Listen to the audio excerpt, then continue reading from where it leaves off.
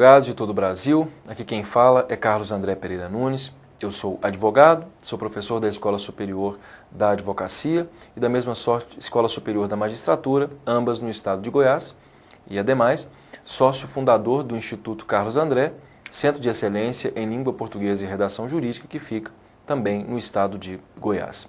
Hoje nós estamos aqui, caros colegas advogados, para falar de um assunto do maior interesse para nós que somos advogados, assunto esse relativo a verbo.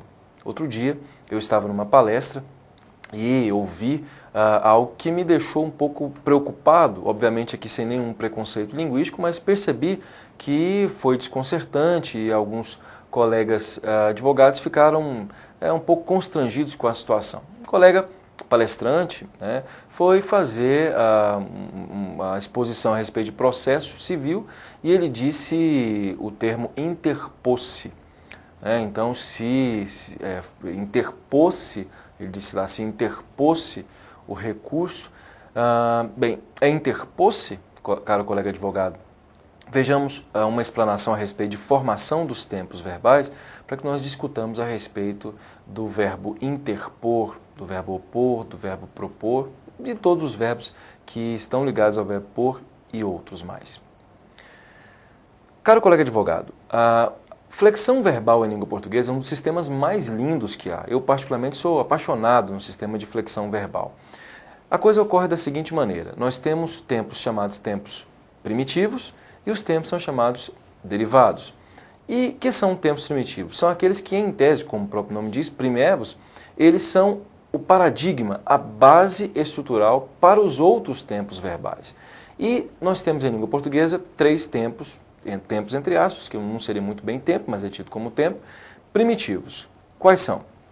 Presente do modo indicativo, primeiro deles, pretérito perfeito do modo subjuntivo, segundo deles, e o infinitivo impessoal, como eu disse, não é bem um tempo, mas é tido como tempo para a formação, infinitivo impessoal.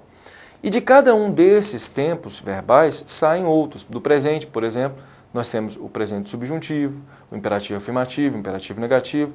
Do infinitivo, nós temos o infinitivo pessoal, nós temos da mesma sorte o pretérito imperfeito. Bem, aí nós temos as relações que são ligadas à estrutura gramatical. O que nos interessa nesse momento é falar a respeito dos derivados do pretérito perfeito.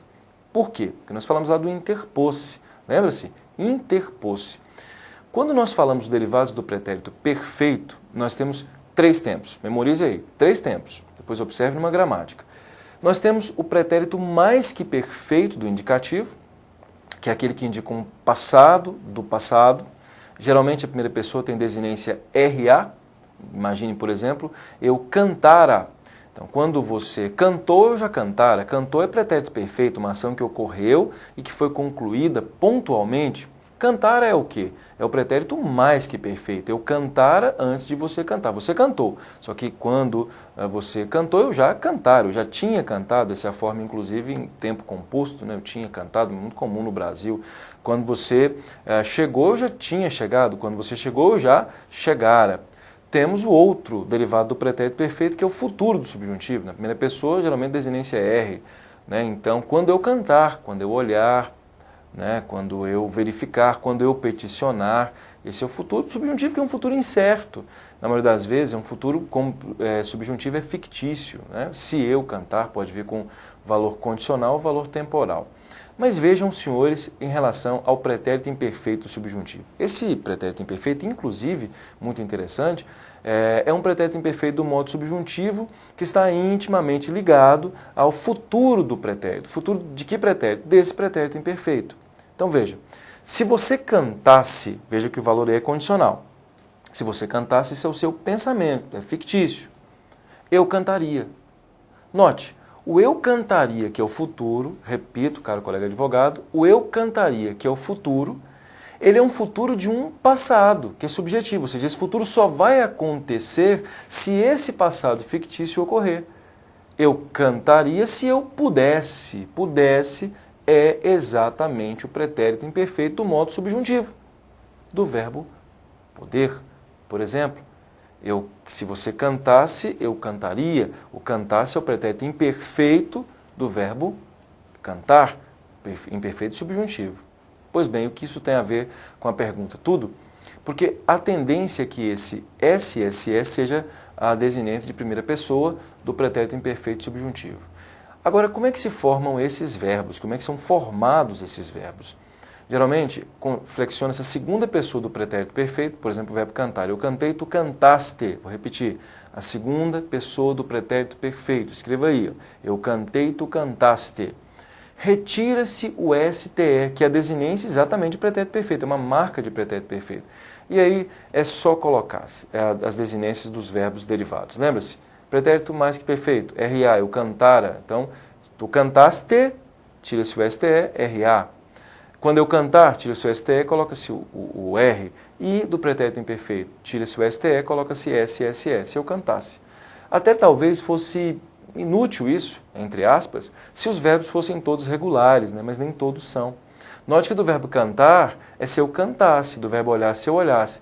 Mas do verbo poder é se eu podesse, não é. O cara, colega advogado, percebeu que não é se eu podesse, é se eu pudesse. E por que houve essa irregularização? Lembra-se? Eu disse, flexiona-se o pretérito perfeito do verbo poder, no caso. Então, eu pude, tu pudeste? Não, tu pudeste. E se é tu pudeste, tira-se o STE, repito, coloca-se o SSE. Portanto, se eu pudesse. O verbo é pôr. É eu pus, tu posse? Não, eu pus, tu puseste. E se é tu puseste, tira-se o STE, coloca-se o SSE. Portanto, pusesse. Se eu pusesse. Portanto, dos verbos que advêm do verbo por derivação prefixal, ou por exemplo, que é por antes, como é que ficaria? Se eu opôsse? Não, se eu opusesse, porque vem do verbo por, opusesse. E da mesma sorte, interpor por entre, questão recursal, então nós temos interpusesse. Veja como é muito mais bonito, cara, colega advogado, quando nós entendemos a estrutura do porquê.